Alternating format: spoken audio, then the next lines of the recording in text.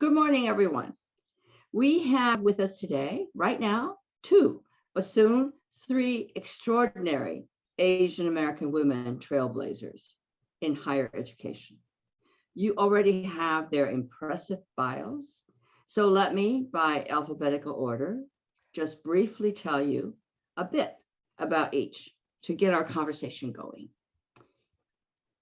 First, Dr. Pam Edinger, the seventh president of the Bunker Hill Community College in Massachusetts, is the first Chinese American president in the Massachusetts community college system. Bunker Hill is the largest of 15 community colleges in the state. Dr. Edinger immigrated to the United States from Hong Kong at the age of 11 and grew up in Miami, Florida, where her mother was a seamstress and her father was a waiter. She received her bachelor's degree in English from Barnard College in New York City and earned both her master's degree and doctorate in modern Japanese literature at Columbia University. Since Dr. Wu has not yet joined us, I will go next to Mariko Silver, who served as the 10th president of Bennington College and currently heads the Luce Foundation, the first Asian woman to do so. Dr. Silver, welcome, Meredith. We've just started. Dr. Silver has a BA in history from Yale University, an MSc in Science and Technology Policy from the University of Sussex in England, and a PhD in Economic Geography from the University of California at Los Angeles. She grew up in a creative household, her father being a documentary filmmaker and her mother a senior deputy chairman at the National Endowment for the Arts. Dr. Silver has held prominent roles at Columbia University, Arizona State University, in the administration of Arizona's Governor, Janet Napolitano, and in the Obama administration. She served as acting assistant secretary and deputy assistant secretary for international policy. Now, with an educational interest in Southeast Asia, she has also worked in both Thailand and Vietnam. Dr. Meredith Wu is the 13th and first Asian woman to serve as president of Sweetwater College. Born and raised in Seoul, South Korea, Dr. Wu attended high school in Tokyo and came to the United States to study at Bowdoin College in Maine. She completed her master's degree in international affairs and Latin American studies and a doctorate degree in political science at Columbia University. Her father was a noted economic planner and diplomat, and her brother-in-law was South Korea's ambassador to the United States. Dr. Wu brought unparalleled leadership to Sweetwater as former dean of the College and Graduate School of Arts and Sciences at the University of Virginia, and as professor at various top-tier national universities, as well as leading the International Higher Education Support Program at the Open Society Foundation. Author of many books, she also was appointed by President Bill Clinton to serve on the Presidential Commission on U.S. Pacific Trade and Investment Policy. Wow. I think even Tiger moms will be impressed with these kinds of accomplishments. My hats are off to you. But as we all know, women increasingly outnumber men at U.S. colleges. And I might add, outperform too. As of spring 2021, women make up almost 60% of all U.S. college students. According to the American Council on Education, or ACE, and its 2017 American College Presidents Survey, women were only 30% of college presidents across the country in 2016. And women of color were a mere 5%, a low level driven up significantly by presidents at minority serving institutions. Americans generally presume that Asian American and Pacific Islanders, or AAPIs, are overrepresented in leadership positions in higher education because of their vaunted reputation for academic success. Surveys show that AAPIs are the best educated and fastest growing ethnic group in the US. Yet, we do not know exactly how many AAPIs hold senior level positions in higher education. Can you believe that? You heard me. This is the conclusion of the Leadership Development Program for Higher Education, a unit of the Leadership Education for Asian Pacifics, or LEAP, which tracks the representation of Asian Americans in higher education. Like so much about Asian Americans, USET found in putting together this program that indeed the Asian American story, particularly that of women in higher education, is missing. Either the AAPI numbers are so small, or AAPIs mean so little in the diversity conversation that Asian Americans have been excluded or erased from serious research. The latest and most detailed information that USET found on Asian Americans in higher education comes from Robert Teranishi's book, Asians in the Ivory Tower, Dilemmas of Racial Inequality in American Higher Education, published in 2010. Now, combined with ACE data from 2012, we can piece together a picture that only 1.5% of higher education presidents in the US have been AAPIs. At 7%, Asian Americans led all other minority groups at the tenured faculty level, but comprise only 3% of deans. Where executive leadership positions are concerned, AAPI representation dropped to only, now this is 2012 data, 1.5%. And Asian American women executive leaders were only around 0.2%, less than 1%. Now, updated by ACE data from 2017, AAPIs now represent 2% of all college and university presidents in this country. They did not disaggregate figures for women, and therefore LEAP concluded that we cannot pinpoint exactly how many AAPI women presidents in higher education there are. But at least today we have 3. So I do wish and hope that someone at today's program can enlighten us with a better articulation of the status of Asian American women in higher education leadership today. USET, therefore, is very pleased to have with us this morning these 3 remarkable Asian American women who have broken the bamboo ceiling and made it to the top of the ivory tower. They will help us shed light on the underrepresentation of AAPI women in executive positions at colleges and universities in this country.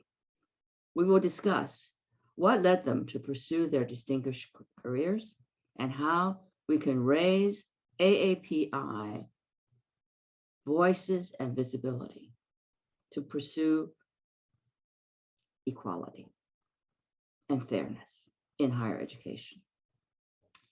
Faced also with a sharp rise in anti-AAPI discrimination and violence across the US, this morning, we will also address ways colleges and universities can make their institutions more inclusive and safe for AAPI students, faculty, and staff. In fact, for all AAPIs. Let me now, without further ado, turn to our first speaker, Dr. Mariko Silver. Thank you so much, Ambassador. Good morning, everyone. It's really an honor to be here with such extraordinary women, both those I can see on the screen and those that I know are watching and will be participating in the webinar through Q&A as we go forward. You know, as I was thinking, as I was listening to those introductions, first of all, just how remarkable Pam and Meredith you both are. And yes, what an honor it is to be together with you. And thinking too about not just your extraordinary accomplishments, and they are extraordinary, and we shouldn't kid ourselves, they are extraordinary. And thinking about too the way that both of you have committed yourselves, your lives, to taking on really challenging, thorny problems. I think there are a lot of ways to be accomplished in this world that actually don't require one to take on really challenging, thorny problems, to really take on the engagement of communities, to take on thinking across cultural boundaries. And you all have done that in really remarkable ways. So I'm looking forward to learning from both of you. But I was thinking too, Ambassador, as you said, that we've all climbed to the top of the ivory tower. You know, maybe it's because I have an 8-year-old and a 9-year-old. And so, you know, Disney movies are a big part of our lives. But I was thinking about, like, made me feel like the Asian Rapunzel, right? Like they're up there in the tower. My hair is not that long, but being up there in the tower and kind of locked up there. And one of the things that was is remarkable to me, Pam and Meredith, about both of you and also about you, Ambassador, is that you've never stayed locked up there. The climbing is not the point. The climbing is a means to an end. And the end is not being at the top and staying locked in the maybe more comfortable than Rapunzel's tower. But really the point is to try to make the world as we would like it to be, to try to work to make it better for those who come after us as our parents and grandparents in many cases. Pam, I'm thinking of your family story that was described there. Made it better for us. And so I'm thrilled to be here and talking with you today. I'm happy to talk a little bit about my trajectory, but I was thinking too, as I was listening, about, you know, yes, the importance of knowing your own story, but also particularly in the Asian American context, but really anywhere, the importance of knowing the history. And the history is not one and the same with your own story, though your own story or my own story is part of the larger story and at some point is part of the history. But, you know, looking even at Meredith and Pam, probably both of you speak Japanese way better than I do. I know Pam, you do. So as the only Japanese American on the panel with the weakest Japanese language skills, right, that also tells us something about the ways in which we integrate or don't integrate. My mother was interned in World War II at Tule Lake here in the US. Even though she was born here, I'm 4th generation American. And you know, understanding from a very young age that had been true, that is part of the American story. It's part of my personal story because it's part of my mother's personal story. And listening to her talk about that now with my kids, who, as I said, are 8 and 9, you know, they're not so old, to try to understand that in a larger context while still being incredibly devoted to the project that is America in this case, being where I was born and where I sit, but really to that larger project, even larger than America, of a just society, or just societies and equitable communities. And thinking about all of the things sorry, I'm in New York City, and so there's only so much you can control. If you guys can hear the fire engine that's going by. But there's all, you know, the umbrella of AAPI both conceals and reveals. It's, of course, and this is part of the knowing the history, it's a political designation. It's a chosen identity to call yourself Asian American or Asian American Pacific Islander, because, you know, I'm Japanese American and I'm also Jewish American, et cetera. Like, that's my personal sort of bio identity, you know, biological identity. But there is this larger solidarity identity that Asian American or women of color or people of color implies. And so, you know, part of what I think that identity umbrella helps us to think about is, how are we contributing to the larger project? Yes, our own story, yes, our own accomplishments, and those are to be lauded, but how do our accomplishments contribute to the larger story? And for example, what do we know and not know about the AAPI experience? Julia, you mentioned the dearth of data in higher ed. There's a dearth of data actually about the Asian American experience more broadly. So at the Luce Foundation, one of the things that we've done is supported Pew to undertake a next national survey that's going to pay more attention, not just to what are traditionally called the big six Asian American groups by population, but also to smaller groups. And people who may not have still English as a regular working language. And how do we think about what it means for some of us to climb and to help even more than the people who share our direct story? So what does it mean, for example, if we have leadership, AAPI women leadership in higher ed, but let's say, none of those women is Southeast Asian, for example. Have we done the job? I would say we haven't done the job, right? We have to define the job and describe the job of lifting as we rise, I think, in the broadest possible terms. And that includes not just Asian American women, but women of color and people of color throughout the United States. So what does that mean for us? What does that mean that the big challenging problems, the problems worth addressing and worth solving, as we kind of climb down from or shout from the ramparts of that ivory tower? So I know that we want to get to Q&A, and I really want to hear what Pam and Meredith have to say. So I would love to pass the mic and then we can get into more of a conversation.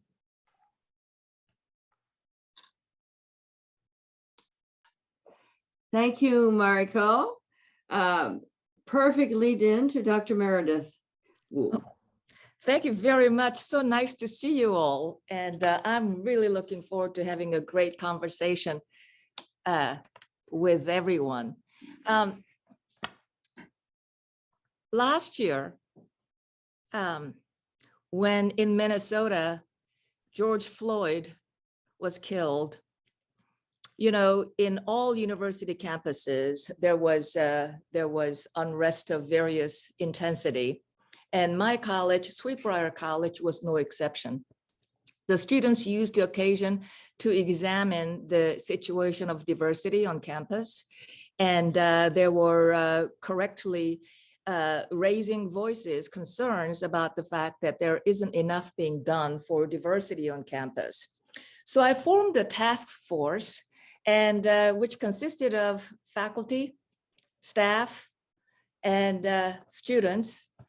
And I charged them with a careful study of what needs to be done on campus to increase diversity and make students of color feel comfortable at home on campus.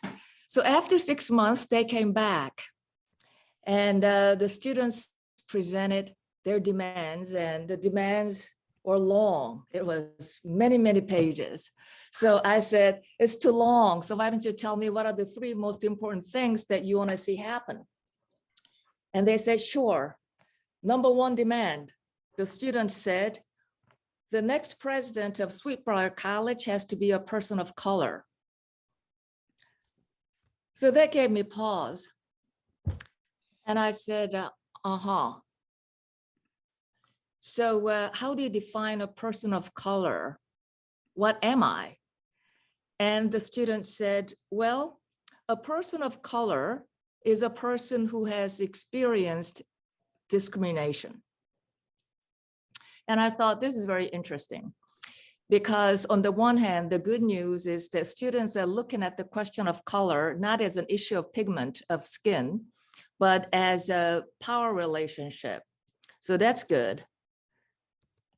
But what clearly is not very good is the blissful ignorance that some people have about the history of discrimination against Asian people in this country, which has been fairly consistent throughout history up until, let's say, 1964. That one could make the argument that where you look at protection of citizenship, Asians, in particular Chinese and others, were deprived of that protection from the state longer than just about any other ethnic groups, including Blacks and Mexicans.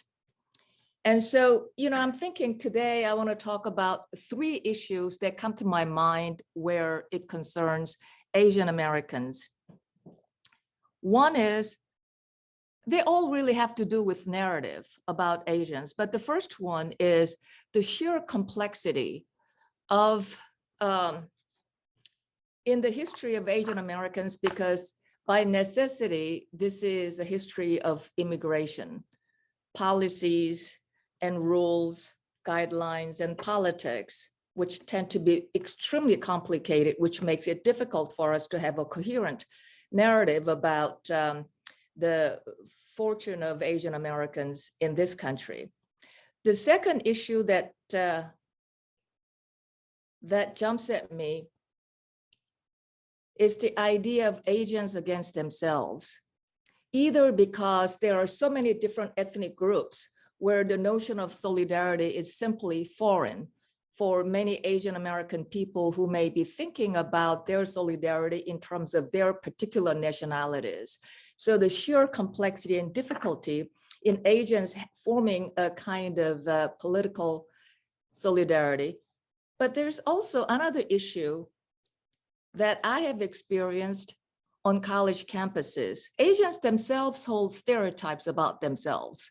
There are a lot of really big issues going on about admissions discrimination against Asians at Harvard, at other Ivy League schools.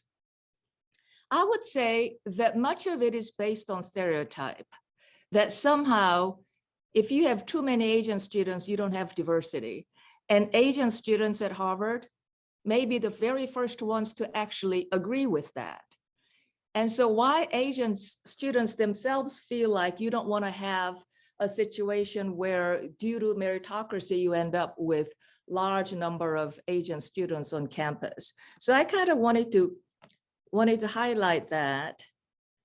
And then the third one that I wanted to highlight and discuss with you is that in times of economic and political conflict in the world, especially in the American relationship with various parts of Asia, you are likely to see flaring up of witch hunt and discrimination, such that in the 1980s, we saw something like that with regard to Japanese and Japanese Americans. And in the 1990s, during the Clinton administration, we remember the incidents involving a scientist such as Won-Ho Lee, who became target and investigated for myriad sins of which he was innocent. But he was considered an object of interest based on the suspicion that he might be involved with espionage. And today we have similar situations happening with regard to Chinese American scientists and Chinese scientists in many American labs and universities. So as I kind of look at these issues, I ask myself, well, what can we as Asian Americans do? Well, going back to those 3 points, I think that it behooves us to have a clearer understanding of admittedly very complex issues that play out as we think about Asian Americans. The tremendous complexity in understanding socioeconomic, ethnic, educational, political, cultural differences that reside in this large group that we call Asian Americans. I think that it behooves us as educators and scholars to really begin paying attention to how to make sense of this narrative so that there is a narrative that's easier to understand about Asian Americans. I think the second thing that's important for us educators is for us ourselves not to be beholden to stereotypes of Asian Americans as model minority, as people that are disciplined, hardworking, career-oriented, unimaginative, and with herd instinct. None of that is true. And I know that to be completely untrue because I have been for the last 30 years in the classroom. Asian American kids are as creative, imaginative, individualistic as anyone. They are as diligent as anyone, as lazy as anyone. They are simply some very interesting human beings of various stripes. And I think that there is something, I think it behooves all of us to be very careful in thinking about Asians the way that the dominant majority might. I once heard a major university president say approvingly of Asian American kids that at his university, even Asian kids are coming out of their shells. I thought that was an unbelievable statement, but it's a statement that's held by many educators in this country. I think third, as we will in this coming decade, acceleration of discrimination against especially Chinese Americans and Chinese that may be politically motivated and culturally sanctioned, that if we see something that's happening that is unfair, that is politically convenient or motivated, that we do speak up, that we try to understand the facts and truth of the situation as they are demanded, and speak the truth as best we can, because if we do not, who else will? Thank you. Thank you very much, Meredith.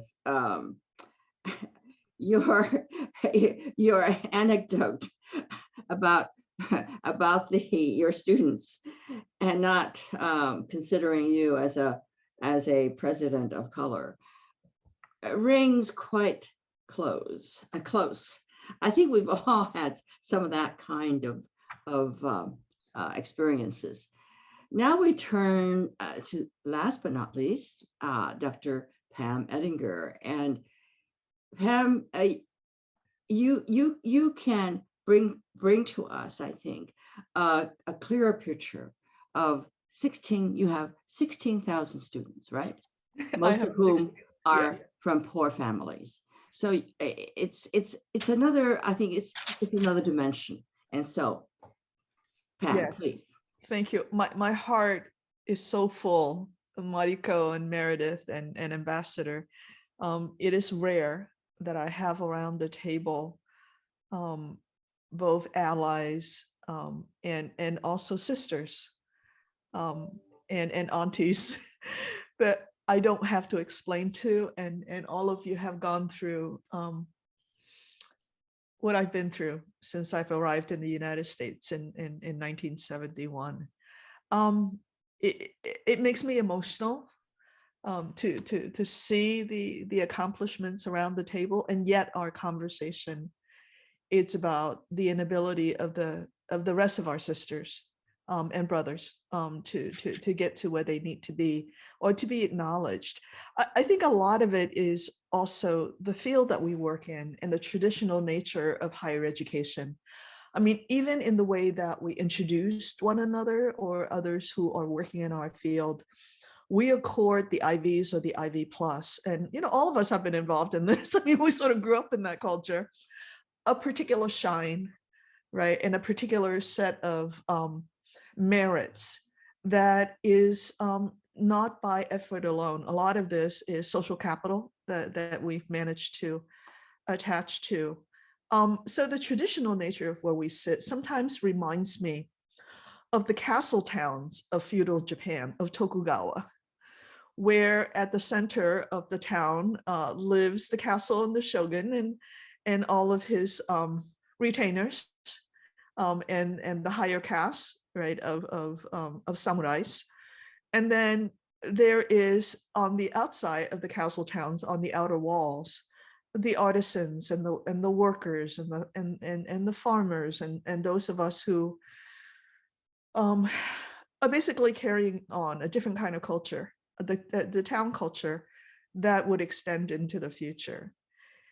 And the fact is that women's colleges, historic Black colleges, community colleges, we sort of rose out of necessity, right? We're not the Harvards of the world that were created for the second sons of landowners to learn how to be priests, right? Those were the original goals of some of our Ivy League colleges. The women's colleges, Black colleges, and community colleges rose out of necessity because we have nowhere else to go. So we had to create our own college.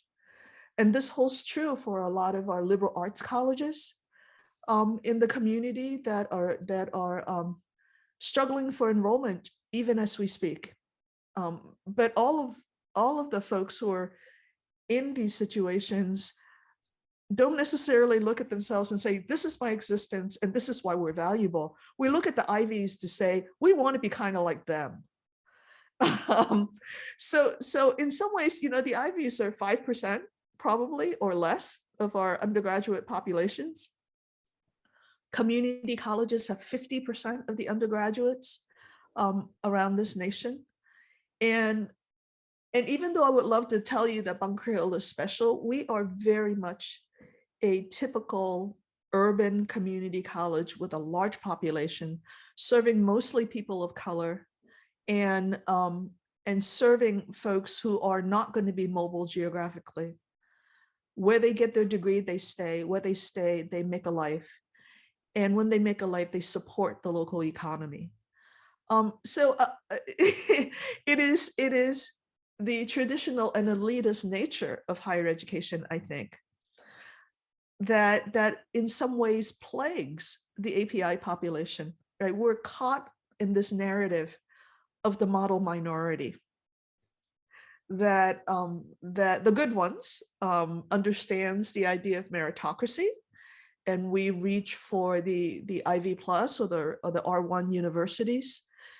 And when we arrived, we are not seen really as Asian Americans who have achieved, right? We're not considered minority, quote unquote, in that way because we're white adjacent.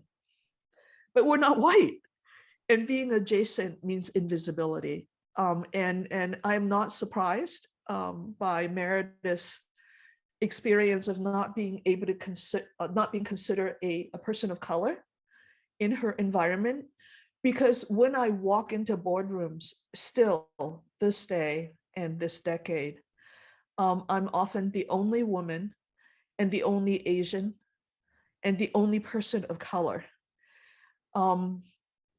And folks around the room still takes color blindness as a point of pride, and that they were going to be okay in this environment of equity. I have gone to, this one is funny, I have gone to interviews where, no, actually, I've gone to venues where I'm mistaken for being the secretary. And I have an executive assistant who's male and white. And the two of us make for a really good water cooler story.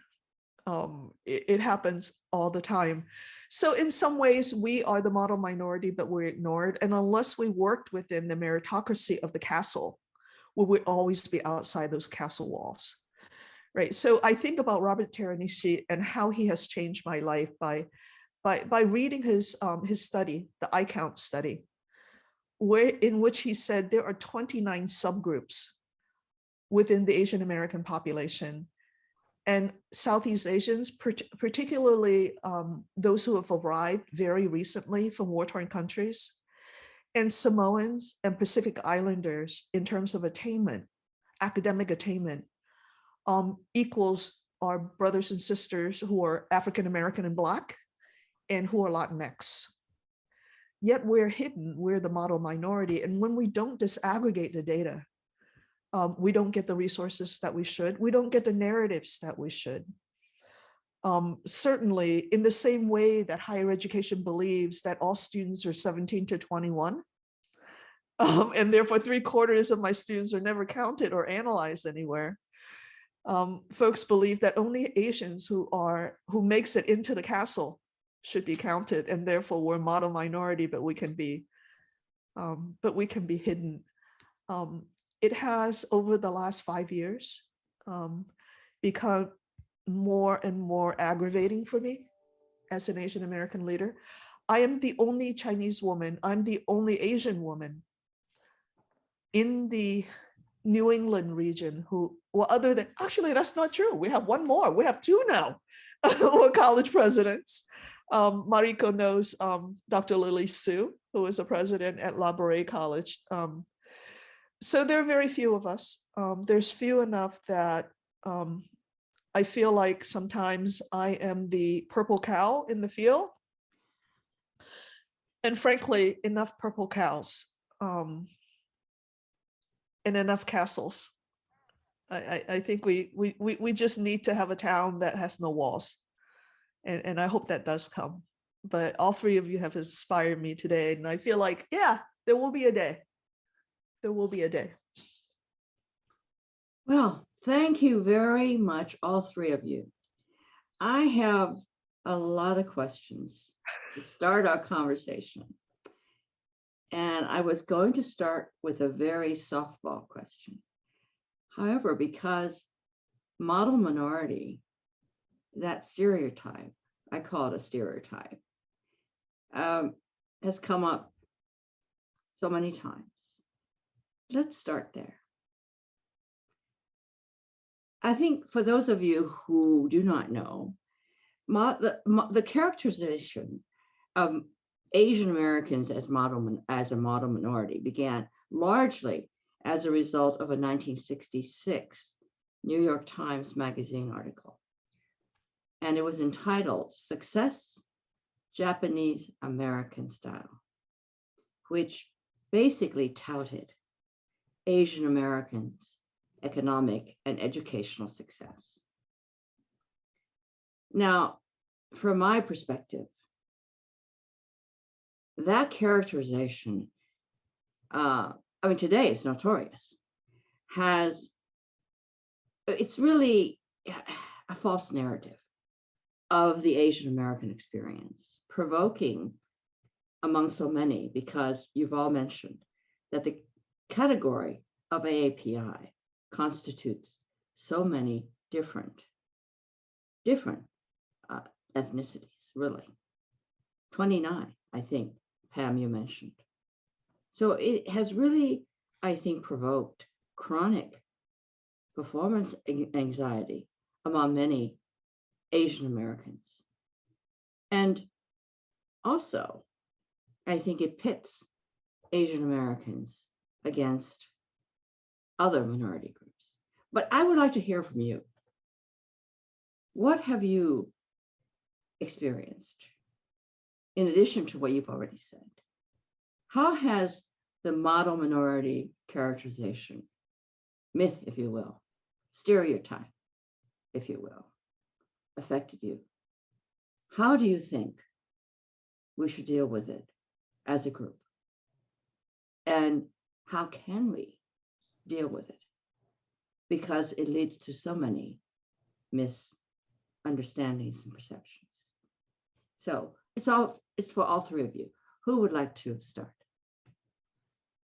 Maybe I'll just say a couple of things. I think I had reason actually in the last year or two to go back and read that article. And I think there was also a Newsweek article. There were two that kind of, really laid those markers down. And one of the things that really struck me was how much, first of all, the choice of Japanese Americans as the focus, though some of the following articles included Chinese Americans in the story, if you will, was very explicitly anti-Black, right? So that part of the idea was, we, American society, did this horrible thing to Japanese Americans. We locked them all up during World War II. We took away everything they had and didn't return it.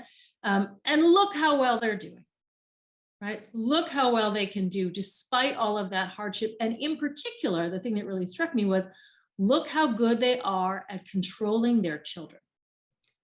This was a huge piece of the story. Look how good they are at controlling the youth and youth behavior. And this was in a moment in time, and this is back to knowing the history is so important. And so thank you, Julia, for bringing up that article. In that moment in time, there was a kind of national moral panic about the state of American young people and delinquents, not just Black also white, and a kind of sense of in the post-war era, and the, it's the 60s, right? What's happening to the young people today? Their hair is long, they're dirty, they're so, whatever the things are, right? So it was in this kind of national paroxysm of anxiety around the youth that this article was injected. So we think about it as being about Asian Americans, and yes, it is in that sense, it's the topic is Japanese Americans and somewhat Chinese Americans, and so it became this trope and stereotype and story about Asian Americans. But actually, it's a story about what was happening in America at that time and America's sense of self and kind of fractured sense of self. In some ways, not so dissimilar from what we see today, though the focus is not exclusively or intensely on the youth, though that comes up too. That comes up too today. So I think it's very easy to forget that those people at that time were people like we are, and they had all their anxieties mixed up in a cauldron, just like we do, though the anxieties themselves were different or the vectors were different. And then out of that comes these kind of racial stereotypes or tropes, because the desire to categorize people and to look for solutions that are kind of pat and can be sort of tied up with a neat bow is really strong. So these societal dynamics feed into the racial dynamics, and the racial dynamics feed into the societal dynamics. The thing that we're like lugging forward like a ball and chain is the model minority myth that came out of that, and how that and that affects all of us, even when it seems to be on the surface, quote unquote, positive. Right, like gives you some positive social credibility, let's say, as Pam was saying, as an Asian American, or some social capital, like, oh, we can hire that Asian American person because they're so diligent and hardworking, right? they're gonna work to the bone, or they're gonna, they're so good at math, or whatever it is, right? That those things negatively impact us by putting us in a little box. And to Pam's story about being mistaken for the assistant, right? Some of that's about being a woman, some of that's about being Asian, I assume. And all of that is about the little boxes that we make to put people in, and then we sometimes readily climb into them and say, like, look at me, I'm in my little box. And so I love your metaphor, Pam, of a city without walls, right? No more little boxes. Yeah. I want to chime in and agree with what Mariko said. I think the notion model minorities that notion is insidious for a number of reasons. Well, one obvious one is that it's not true. There are so many folks who are recent immigrants that are really struggling.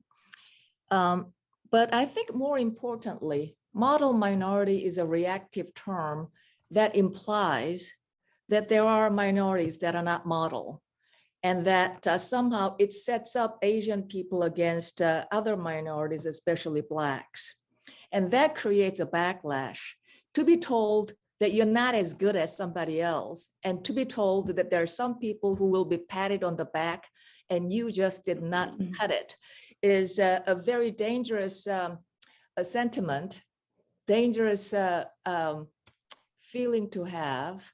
And in spite of the fact that Asians themselves are not the people that came up with the term model minority, they will be the one that will suffer a backlash.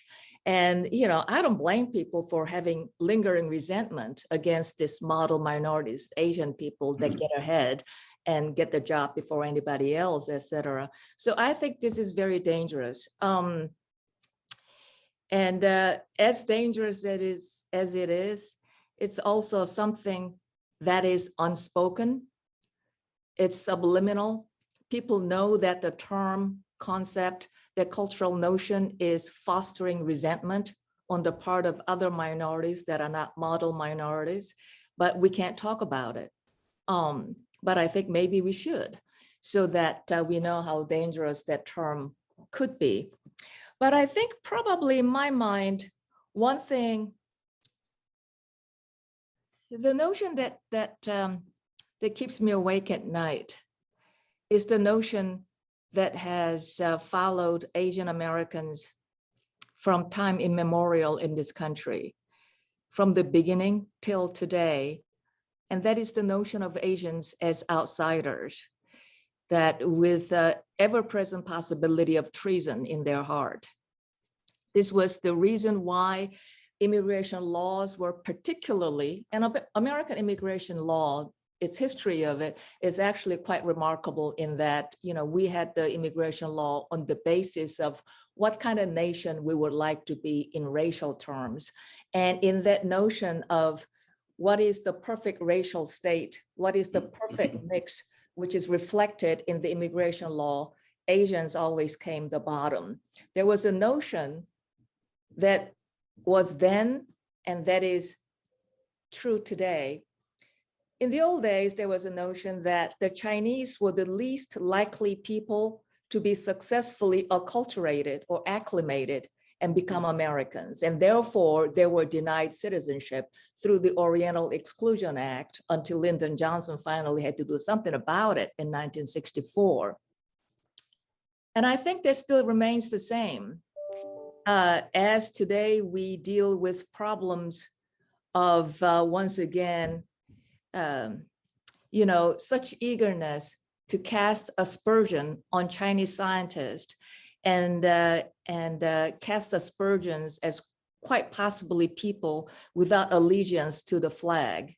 And I think this is something that I don't know what we do about it, but I think that this is a cultural trope that has been always consistent in American history. And that does worry me.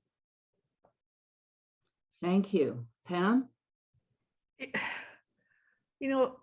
I want to emphasize in some way and amplified what Meredith said about this being insidious. It is Machiavellian. I understood, I knew that the origin of the term was applied to a particular point in time in a particular situation. But to say to a population with 29 subgroups, with so many different variations within people's origin, socioeconomic and otherwise, that all of you are a model, right? Are a model minority. And that if you kept quiet and do what you do without disturbing the status quo, you would remain outside of conflict, but you will always be to the side, that other, right? So the insidiousness and the otherness. To tell you the truth, I see it not only in exalted circles where folks have, philosophical discussions, but I see it in the everyday life of communities. As much as we would want to say, oh no, everybody, within the Asian community is balanced in its view, we know that we're not the minority. If I think about how I have witnessed conversations in the community about how Native Americans who are native to the United States who were born here are being referred to. The language of foreign devils have not gone away in the same ways that, the otherness for the Asian community has not gone away. I think this idea of pitting one group against the other is not always necessarily Asian centered. We did it to the Jewish people. We did it to the Asian people. We're doing it to the Muslim brothers and sisters that we have in this country. It is really the pattern itself, right, about demonizing either through the minority, the model minority template, or through demonizing through the otherness template, or just silencing and not acknowledging by, the perfect example of leaving everybody who's Chinese out of that very famous picture of the completion of the Continental Railroad. Right. So these templates of exclusion are not new. And they don't change either. It's not like they change a whole lot from one to the other. I can see that if we ever got into greater conflict, we would be locking up folks who are Muslim, probably in the same camps that we've locked up our Japanese Americans. So, and they've started a list, right? So I think we have patterns of discrimination that are not just systemic with particular skin color. I think it's across anyone who is not part of the white supremacist structure. And it is really problematic. And we do it to one another within the minority communities. I don't know what the solution is. I mean, I see it, and the more patterns I see, the more disheartened I am. And then I go back to the college, right? And I help establish conversation venues and centers and mentoring groups. And sometimes it feels like nothing is enough. And then I see the three of you on screen and I say, well, sometimes, yeah, that is enough. You know, we are doing enough. It reminds me of a book that I read when I was very young. I read Gulliver's Travels. And I remember him going to one land where he was talking to one of the leaders. And the quote was, if I can make 2 blades of grass grow where there was only one before, I would have succeeded. And I feel like all of our work is that way. Sometimes I feel like I'm really tired because damn grass growing is just hard work. But I'd like to believe that, you know, there are some things that are moving, and that the fact that we can actually have this conversation, right, and not be murdered down the street tomorrow. Oh, maybe we will. I don't know. is something to move forward, and we can only do it within the circle of our acquaintances and friends and the students we meet. Oh God, that was not a cheerful thought. My apologies. Well, Pam, let me follow up on this, because you just said, I don't know what the solutions are, but the questions that are beginning to come in ask that very question. We have talked very openly and fluidly about the negative impact of the model minority stereotype. But I think the audience wants to hear more about what we can do about it. And what are the structural barriers that we need to deal with to go beyond perhaps personal stories? But the interest is also in your personal stories. How did you deal with the negative impact of the model minority stereotype? In fact, on the reverse side, did it help you attain your positions because Asians are supposed to be so accomplished and successful? I'm just paraphrasing from the questions, and I'm interested in the answer myself. So I wonder if a lot of this is also a gender question, right? Because there is that intersectionality there of being a woman, whether I'm white or Jewish or Asian or anything else. Very early in my career, a mentor said to me, men will go and apply for a job when they are 60% ready, because their networks are telling them, I will support you when you get there. You go and you apply for it, and then you learn. Women, and I know this personally because I have had multiple conversations with deans who will say, I need to wait until I am, fill in the blank. My children are grown, they're out of school, whatever it is, that's traditional to the female sort of perceived laddering into attainment. That women don't think that they're ready until they're 130% ready. And in some ways, my willingness to bluff and my willingness to ride the model minority myth, and I have, and even if I don't say it out loud, I can hear it in the background, is part of the reasons I got to where I am today. However, now that I am where I am, I can tell you most of my conversations with younger women who are in my administration or in leadership programs, I'm calling those things out so that when they're 80% ready, I say to them, you go apply for that job, right? You need to have a personal philosophy of education. You need to have a leadership understanding of where you're trying to go. You need to have an ethnography of work and leadership. within your self-reflection and self-understanding, and it helps.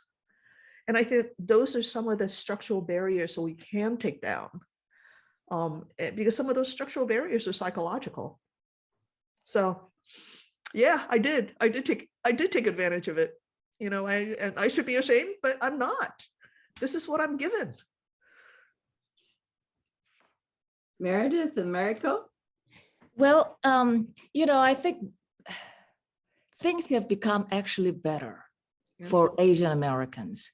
So many kids that went to Ivy League schools and got educated in even non-Ivy League schools and everything else, they have moved up the social and economic ladder. You have significant presence of Asian Americans in economic walks of life, but I think also importantly, cultural walks of life. And I think that's very important in terms of eradicating or remedying biases we have. I mean, if you look at the number of Asian sounding last names in the New York Times writing staff or Wall Street Journal, it's astonishing. And I think these things bode well to the extent that we say that discrimination against Asians are even more so than with regard to other minorities, culturally inflected, that I think that the rise of this younger generation of folks into the, the imperium of cultural ladder, I think it's really good. So, I don't want to say that things are always looking bad. I think the progress last couple of decades has been just tremendous, as Asian Americans have moved up the social ladder. But more specifically to the question that you asked about what it means to be an Asian American or Asian American woman in a particular academic position, I think it's a very difficult one. Because I think oftentimes you are chosen as versus other people because of the need of the institution. People think, oh, well, you want to get somebody from outside, somebody that looks different, that thinks different. You want to create a sense of diversity. So you are particularly chosen because you're different.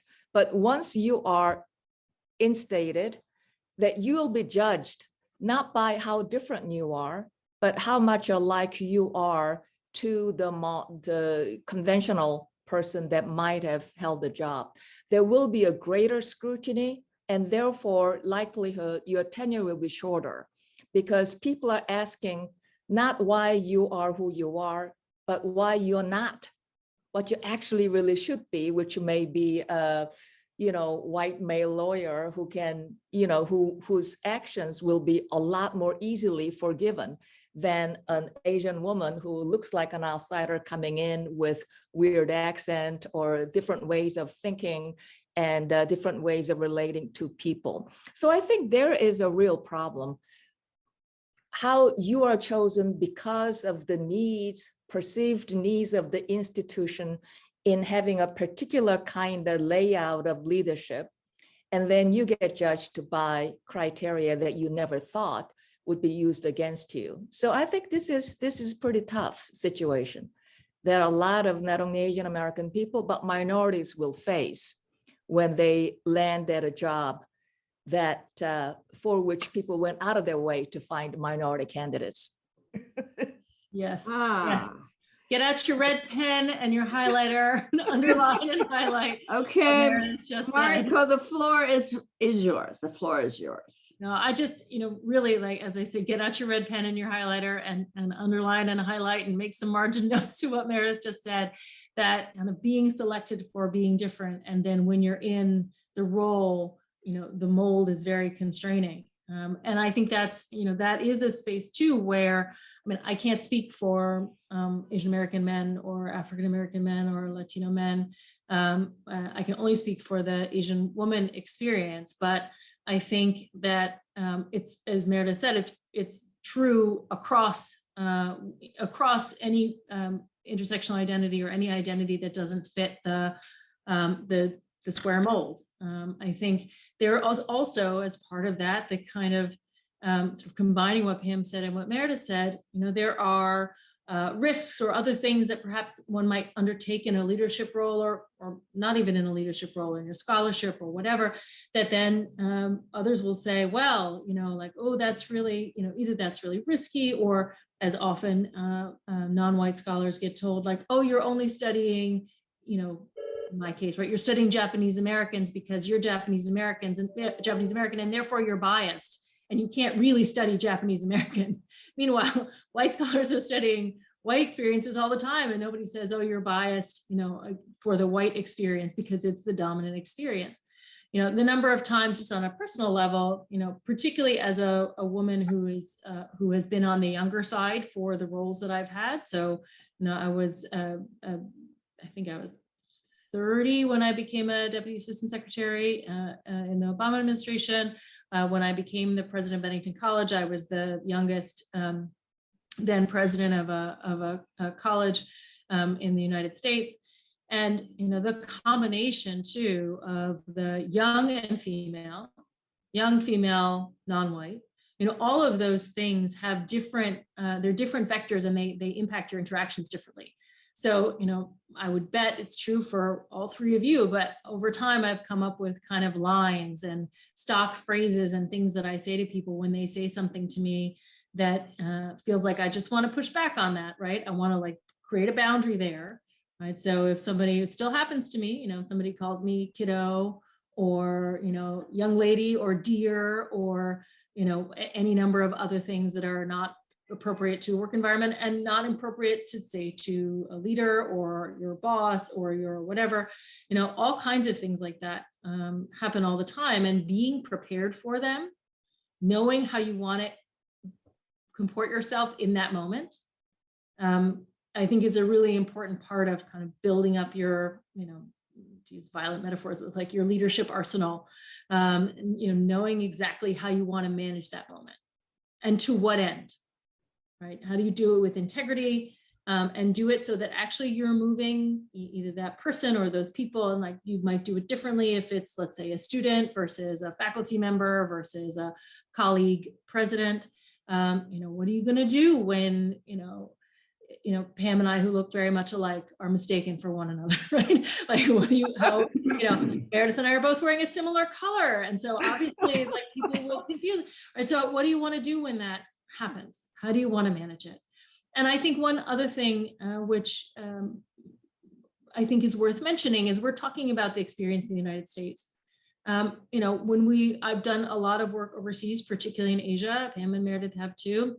Julie, I know you have, right? There's a whole other set of stereotypes, things that come with being a woman leader, with being a woman leader who's Asian American, and you're engaging with, let's say in my case, with people in, to use examples that are on screen, China or Korea, right? But I'm not of Chinese or Korean heritage. Also, engaging with leaders in Japan, because I am of Japanese heritage. It has all its own positives and negatives and other things. So, I think just recognizing when you're walking into those relationships, you're always walking into a complicated social matrix and set of assumptions, just like anybody else. But because we are not the norm, we're not the person people expect to see still necessarily with president and CEO or president or provost or whatever next to your name, or expert in some way or authority in some way, right? How do you want to establish your authority?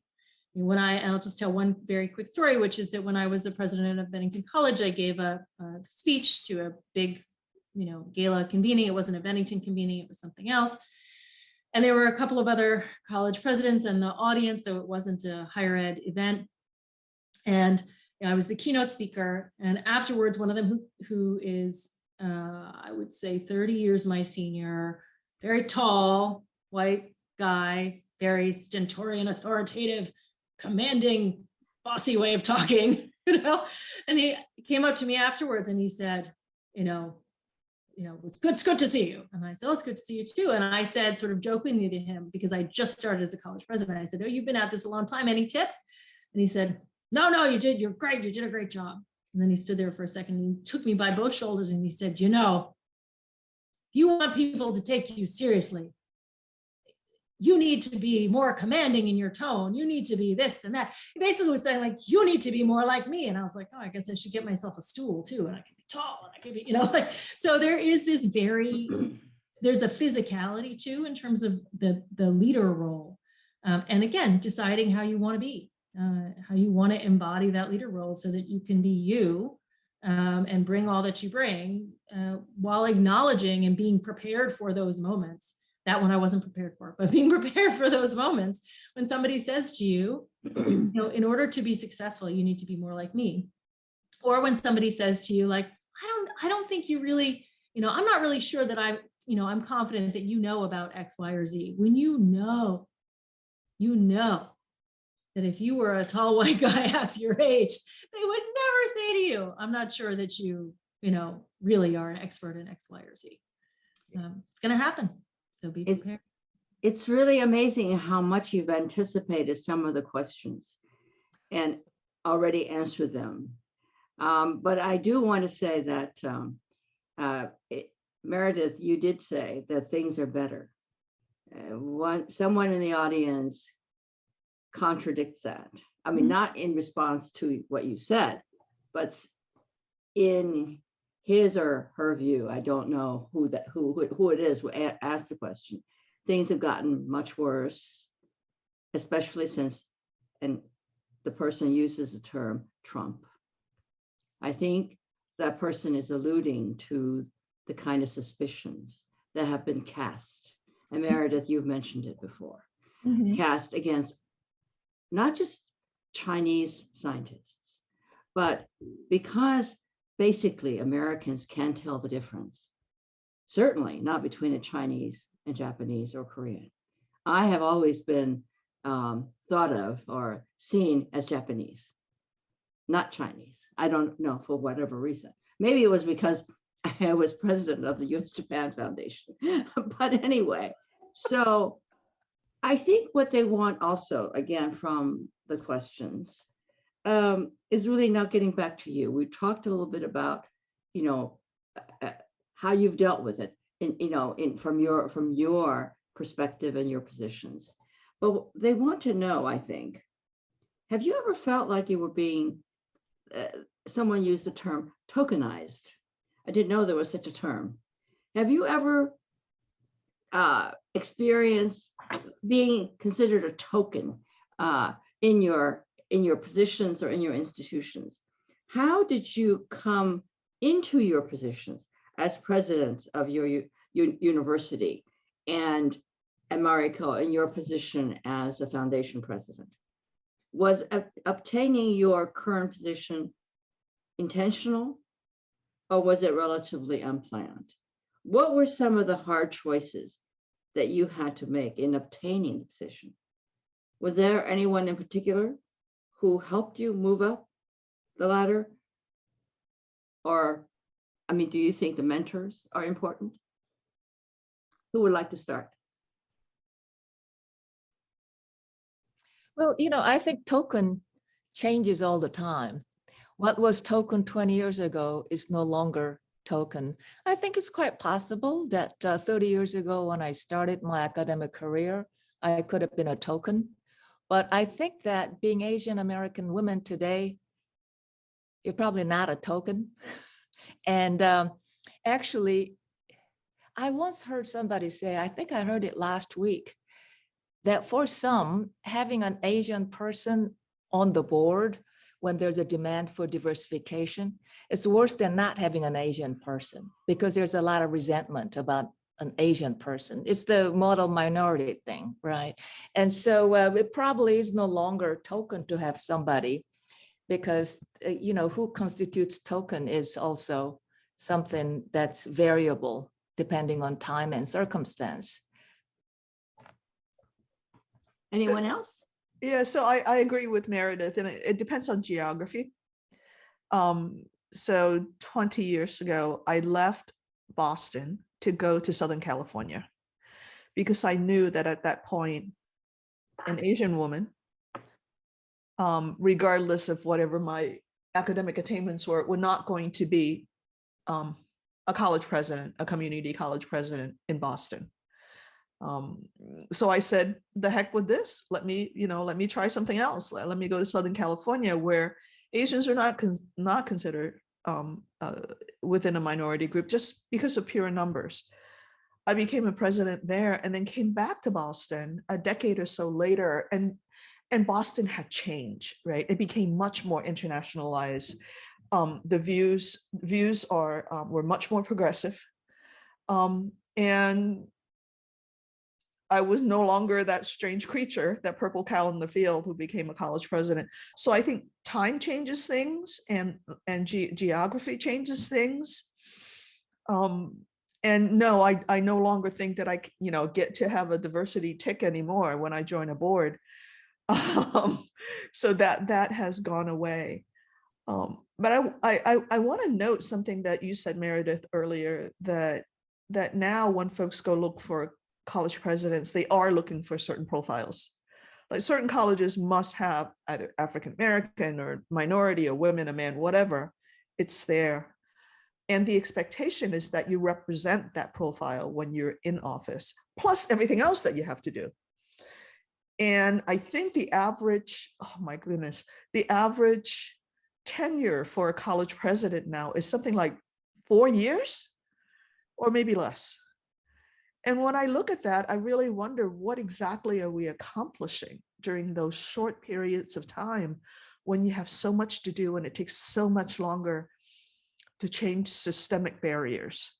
So I think these boxes that we built, for our society, however they exist, is actually impeding progress.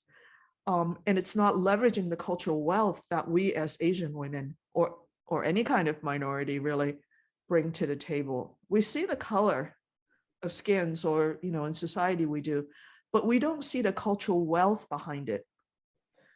So we're there to pluck a deficit and therefore the token. But when we're hiring for true diversity and understanding of cultural assets and cultural wealth, I think then the token becomes something different. Mm-hmm. I would agree that the time and geography matter a lot. I don't know that the token has gone away completely, but I think it's circumstantial in a way that is very different than, perhaps even 10 years ago, let alone 20. I wanted to pick up on the question, the part of the question that's about mentors and mentoring. So, my short answer is an emphatic yes, right? Without mentors, there's no way that I would be where I am. And that includes white male mentors, as well as white female mentors, as well as Asian American women mentors, as well as people who didn't know they were mentoring me. Because they weren't sort of explicit mentors, but they were people I was paying attention to, or when I was working with them, I was really trying to be attentive to how they work and what I was, what it was about the work that I did for them or with them that that resonated or that they found to be effective. So I think it's a combination of mentorship and then self-reflection along the way. But absolutely, for me, I would say a couple of things. One is having white male mentors for me was very important because it was a window into what that other set of expectations is and can be. To Pam's point about the white guy who goes for the job when they're, what did you say, 16% ready, and the woman has to be 130% ready, or whatever it was. And also kind of how you enter into, I think sometimes, particularly in academia, women sometimes feel like they have to share all of their vulnerabilities in a conversation to be seen as being honest or authentic, et cetera. Just to give one very quick example, which I've talked about before, when I interviewed to be the president of Bennington, I was pregnant. My very first interview, I was, as they say, a little bit pregnant.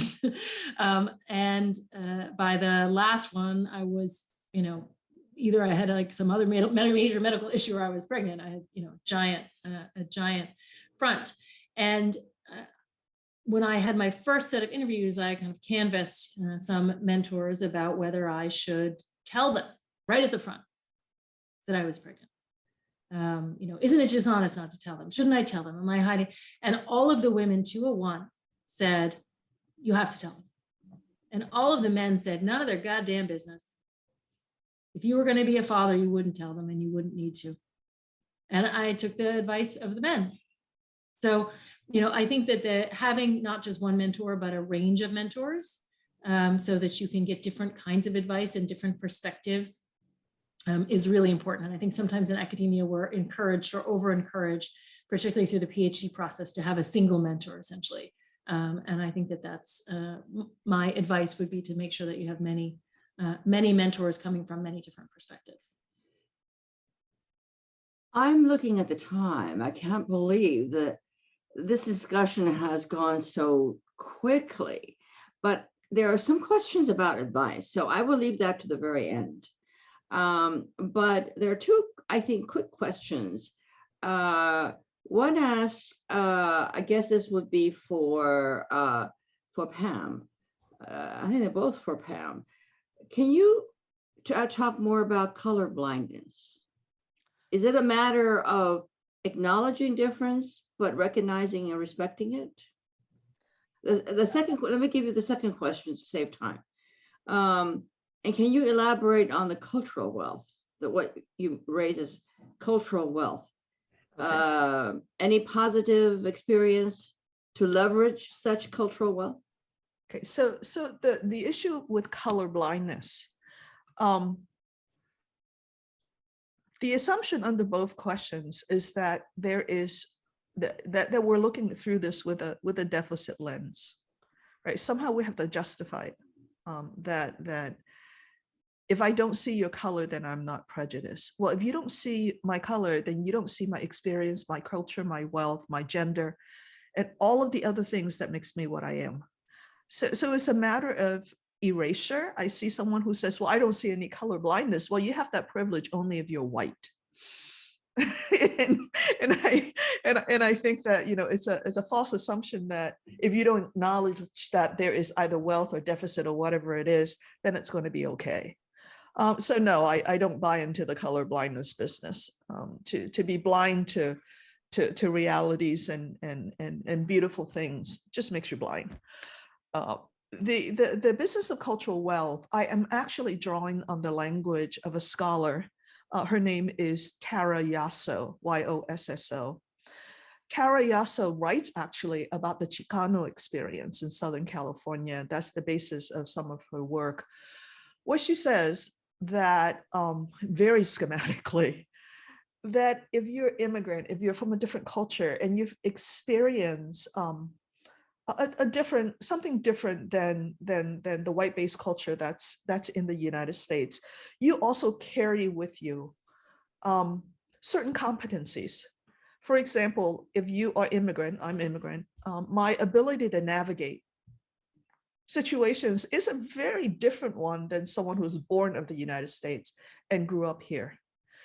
And when we and my ability to, let's say, my linguistic ability is different. Now, I acquired Japanese in college and it's really bad, but I can still speak Cantonese. But it is a sense of multilingualism that comes with my upbringing, and that's part of my culture and part of my cultural wealth. It is what it is not, is that it is not, oh, I like that food, I like that Mexican food, or I love the, I appreciate culture in general. It is much more critical than that. And that critical nature of being able to look at another culture and someone with multicultural assets coming together, it's a way to define that specialness, that competency that as Asian Americans or immigrant Asian Americans that I have, that will always be with me. And when companies say, we want diversity, I don't think they're saying, I want someone who can appreciate culture. I think they want someone with a navigational capital, with a linguistic capital that adds to the value of a company. I think our younger generations who are Asian Americans, who is trying to figure out how to answer that diversity question when they go on that job interview, has got to be way more critical about how they express it. It is not color blindness. It is really cultural wealth and not cultural deficit. It's one way that has helped me navigate this really difficult waters over the last 18 months after the murder of George Floyd and sort of the rebirth, right, of the of the civil rights movement, because it's very different than what happened in the 60s. And the mixture is much more powerful and potent, but it's also full of landmines. So I hope that helps. Anyone have anything to add? Well, I think I'll end on a happy note that when all is said and done, the history of Asian American in this country has been an extraordinary one with a lot of progress along the way. You know, starting as people who were most excluded, considered most unacculturable, to where we are today with so many people, young people that crashed the gates of American colleges, especially the offspring of the people that came in 1964 as the immigration rule relaxed, that I think that we've come a really long way. The history of, let's face it, success of Asian American people in this country, that history is still to be written because I think it is the most dynamic story there is. And that I think it's important not to have the narrative either of victimization of victims or denying that there weren't difficulties along the way, but to celebrate our experience as best we can as a really American miracle. And it is made possible by the fact that when all is said and done, with all the faults and flaws in this country, still it is an open country where talent can find its way up and do much better than their parents did. So I think that we just keep at it and hope that whenever we see flaws and injustices, we speak up and try to make our society a better one for all. How wonderful to have such a positive, you say ending, but we're not at the end. We still Okay. have a few minutes because the question's about advice. Somebody wants to know how you guide millennials, but I'm going to paraphrase into 3 segments. What do you think Asian women themselves should do to improve the odds of their getting into leadership positions in higher education?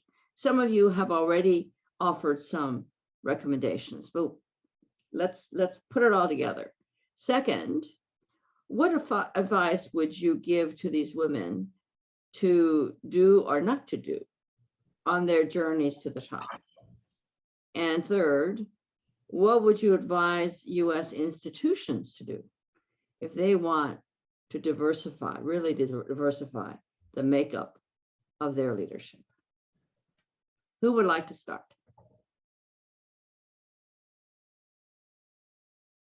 That's an easy question, no? Well, I'll start maybe with the, in addition to what I said before, having lots of mentors and making sure that you are, however you do it, bringing in multiple perspectives. Yes, having mentors that look like you and have some kind of parallel experience to what you want to have, but also people who've gone about it in a completely different way.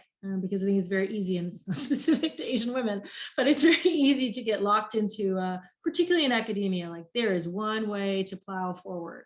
And there is one set of markers about what equals success. And just to say too, since I know we have a lot of academics on the line here, the road to the presidency is different from the road to full professorship, is different from the road to provost, is different from the road to public intellectual, is different from the community college road, different from the research institution road. But I think the more that any of us can understand all those different kinds of pathways and be connected to people across institutional types and experiences, et cetera, that the better off, frankly, we'd all be, societally speaking, and to the question about building pipelines, essentially, I'll put it that way, the wider range of people the wider range of people right? So you can suggest people for roles, you can have people suggest you for roles, in terms of college presidencies and foundation presidencies, it's almost always a search firm that does the initial sourcing of names, not always, but almost always. You know, my piece of advice actually to anybody and everybody who gets a call from a search firm is always take the call, always have the conversation, especially if you haven't done it before. I mean, there's a point at which maybe there are so many, you don't want to have them all, but if you haven't done it before, always enter into the process to discover something about how you fare in that kind of a process. I mean, at some point, obviously, if you don't want the job, you have to be honest about not wanting the job. But sometimes you don't know, at least I'll speak for myself. Sometimes I didn't know what kind of job I would want until the job was presented to me. And so I think being in those conversations is always better than being out of them. So look for opportunities to be in them. And I think to Pam's point, sometimes we just count ourselves out before we've even, like, we're not even in the, I'm not good with sports metaphors, but we're not in the dugout, you know, like we're out in the parking lot and we're like, oh, I couldn't possibly go in there. And you got to just kind of step in and see what's a fit. Yeah. Well, I couldn't agree more. I think that Mariko said it right from true experience. Many of you in the audience are academics, and many of you are in administration, and some of you may have an aspiration to be a college or university president, maybe here and in China.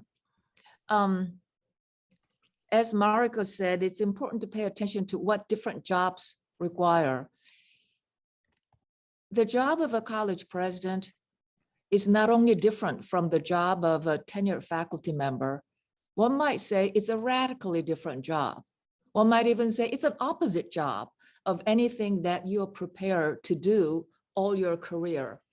You know, when you are an academic, you're used to working alone, doing the research. Job of a president, you have to work as a team. As an academic, you're always finding problems. Job of a president is to find a solution, not problems. Academics are very good at being critical. As a university leader, you have to be positive, not critical. And so in some sense, that if you define college presidency as a public job to be fulfilled by a public leader, then you think that the job requirement is actually quite different.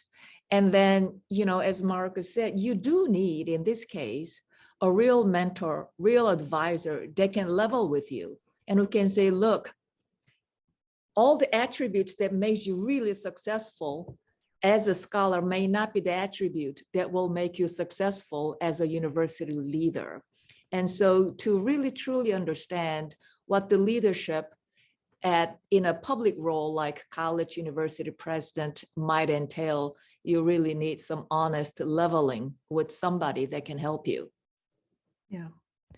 I have very little to add to those two very good pieces of advice. But if you want to be a college president, say it to everybody. You know, it's a lot of times I see younger folks who are coming up, they would hide the fact as if they're embarrassed. Public service is nothing to be embarrassed about. And I can assure you, you're not going to be paid a lot to be embarrassed about.